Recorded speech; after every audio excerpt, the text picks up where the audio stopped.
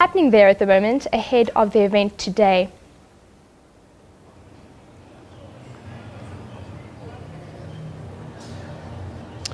Yeah, very good morning to you live from Growth Point Kings Park here, right here in Durban. Now, I am at center stage for now, but very soon that is going to change.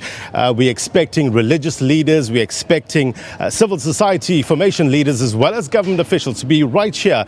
And it's all about praying. In fact, we're praying for the further consolidation of democracy. We're praying for unity. We're praying for social cohesion.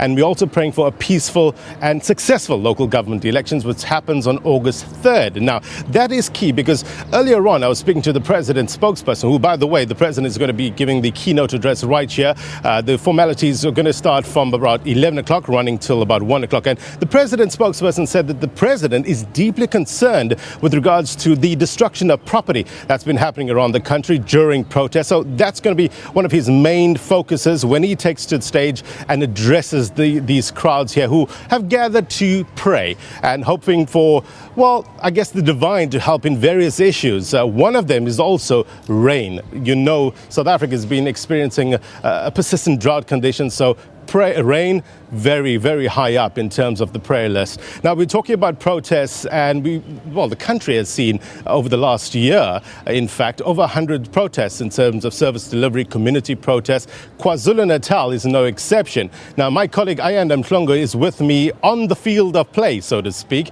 and she has always her ear to the ground. Ayanda, how's it been in KwaZulu-Natal, and what do you think the significance of a day like this will do in terms of the protests?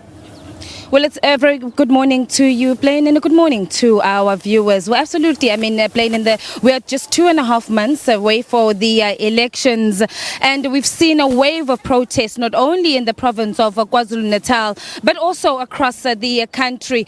In fact, just recently, Blaine, the MEC responsible for security and safety here in the province, Willis Mchunu, he made the point calling on political parties to start dealing with internal matters. He said that many of the protests that we are seeing are on the surface service delivery, but he said that it is also related to internal issues, and calling on political parties to work together, calling on communities. Destruction of property, Blaine, is an issue. We've seen damage. Recently we were in Namandeni and we saw damage of factories, of trucks, amounting to millions and millions of rands. Aside from that, the effects of these protests, you would know that in those areas where properties have been destructed, where people's places of employment have also been destructed, there are people who are still at home as a result. So the long-term effects of these protests start to affect people's lives.